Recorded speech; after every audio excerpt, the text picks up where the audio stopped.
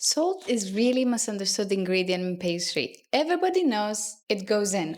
Almost nobody knows what it's actually doing in there. If your desserts have ever tasted flat, heavy, sweet, in a dull way you couldn't quite name, the problem probably wasn't the sugar, it was the salt you didn't add. Quick hello, I'm Dove. I've spent about 10 years in 5-star hotel pastry department. I've got a degree in food science and nutrition, and these days I am still a full-time pastry chef in a 5-star hotel. But on top of that, I work on vegan patisserie, creating recipes and making your life easier explaining food science. Although honestly, everything in this video applies whether there's butter and eggs in your kitchen or not. So today, what salt does to your tongue, what it does to your dough, and the one place in pastry where it will actively ruin your work and how much of it you should actually be using. Let's start with your tongue. Salt does 3 separate jobs and they happen at the same time. Job 1, salt turns down bitterness. Sodium physically interferes with the way your bitter receptors report back to your brain. The bitterness is still there in the food, you just feel less of it.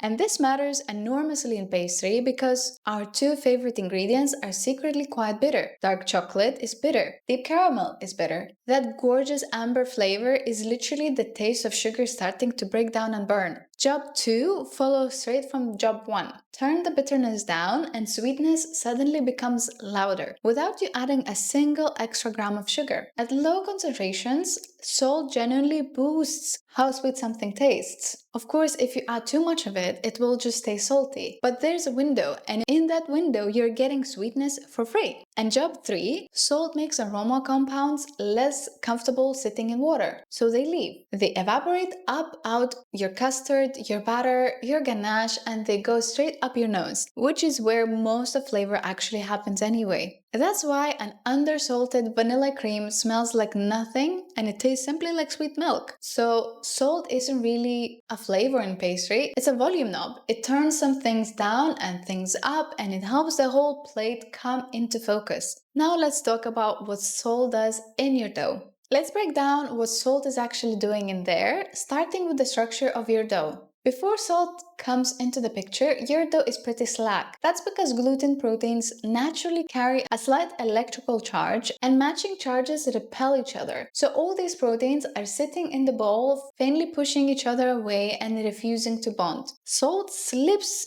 right in between them and neutralizes that charge. Suddenly, those proteins can get close, grip properly, and form a tight network. That simple chemical reaction is why a salted dough feels tighter, stronger, and far less sticky. And if you're rolling out a slab of dough over a slab of butter for croissants, strength is everything. You need it not to tear. So salt isn't just seasoning in this case. It's a crucial structural ingredient. If it were only about flavor, a salt-free croissant would just taste a little bland. But in reality, without salt, the whole structure collapses into a total mess. The second thing salt controls is speed. Without it, your dough overproofs in a flash. Salt is naturally hygroscopic, meaning it pulls water towards itself. It's the same reason your salt shakers get clumpy in a humid day. Yeast cells are mostly water, so when salt is present in the dough, the yeast has to work just a little bit harder to hang onto its own moisture, and it doesn't kill the yeast, but it does slow it down.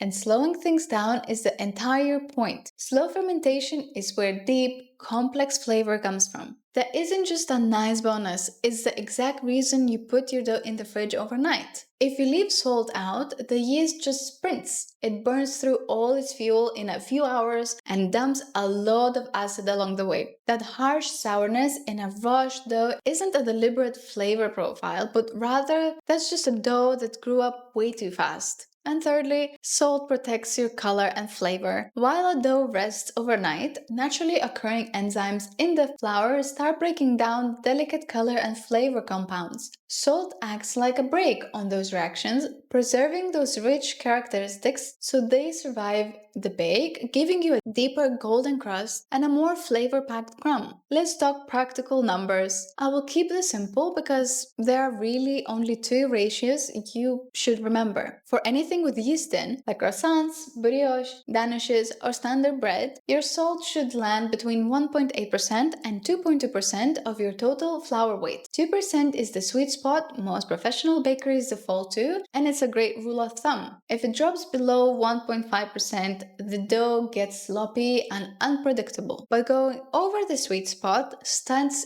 yeast activity too much, so you will have a different issue there. Now, for cake batters, sweet doughs, or sablé, things without yeast, you don't have to worry about slowing down fermentation, and at that point you're purely seasoning, so you have a bit more freedom. Starting around 1% of your flour weight is a safe baseline. From there, trust your palate. Salt in a sweet recipe is deeply personal and depends on what else is in the bowl. A delicate lemon cake and a rich dark chocolate cake shouldn't have the same amount of salt. Chocolate needs a bit more to balance out that natural bitterness. Now, caramel. This is where salt does its most dramatic work, and it's not because salted caramel is trendy. When you cook caramel to deep color at a dark amber where it starts smelling like toast and dried fruit, you're also building bitterness. That's the same reaction giving you the flavor. You cannot have one without the other. Salt goes in and knocks that bitterness edge back, and what's left is all the good stuff. It doesn't make your caramel taste salty, it makes it taste more like caramel. That's why this trend exists. One thing though, you should taste your caramel at the temperature you're going to serve it at. Hot caramel and cold caramel taste like two different products. Cold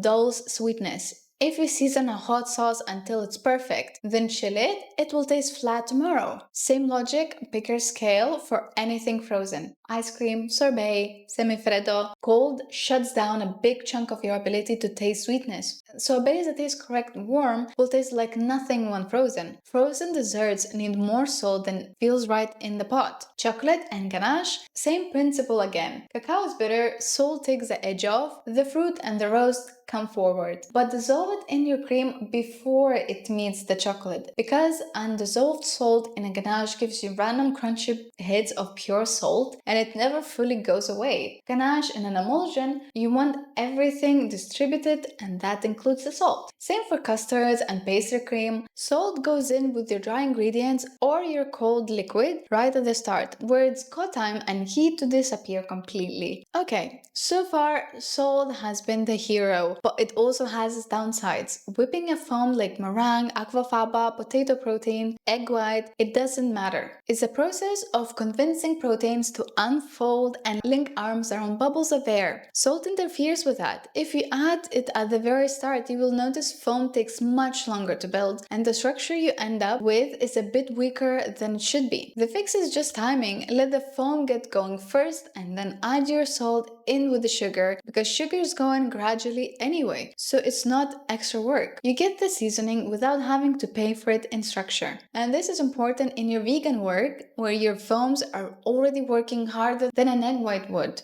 Don't hand them an extra problem from the start. If you're working with a plant protein, you know well. Test it both ways. The direction of the effect is the same, how much it costs you varies by protein. Quick word on which salt, because this gets overcomplicated online. Inside anything like dough, batter, custard, ganache, use fine salt. It dissolves fast and evenly, and that's the entire job. Flaky salt inside the dough is a waste of expensive salt and it doesn't fully dissolve, which means random salt bombs in your finished pastry. Flaky salt goes on top and is doing something completely different up there. It's not seasoning the dessert, it's creating pulses. You get a hit of salt, then sweetness, then salt again. That contrast is the whole point, and it's why a chocolate tart with flaky salt on top is more interesting than the same tart with the same salt stirred through it. And one last thing that catches people constantly is check your butter. Salted butter has salt in it, obviously, but the amount varies quite a bit between brands, so you're seasoning blind. I would recommend to use unsalted and control it yourself. And in vegan world, this is worse because a lot of plant-based blogs are salted by default and don't shout about it on the front.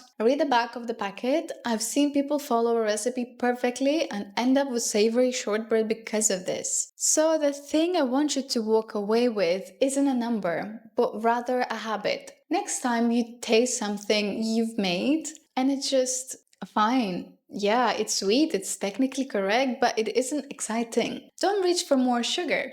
Don't reach for more vanilla. Reach for salt first, and then work and adjust from there. Take a tiny bit of whatever it is, put it in a spoon, add a few grains of salt, and taste them side by side. It takes 10 seconds and it will teach you more than any video will, including this one. Because most desserts that taste too sweet aren't actually too sweet, they're just undersalted. And the sweetness is the only thing left standing. Salt's not there to be tasted, it's there so everything else can be. If this was useful, subscribe. I make a lot of these, and there's a whole series on the science side of plant-based pastry. If that's your thing, I will see you in the next one. Bye!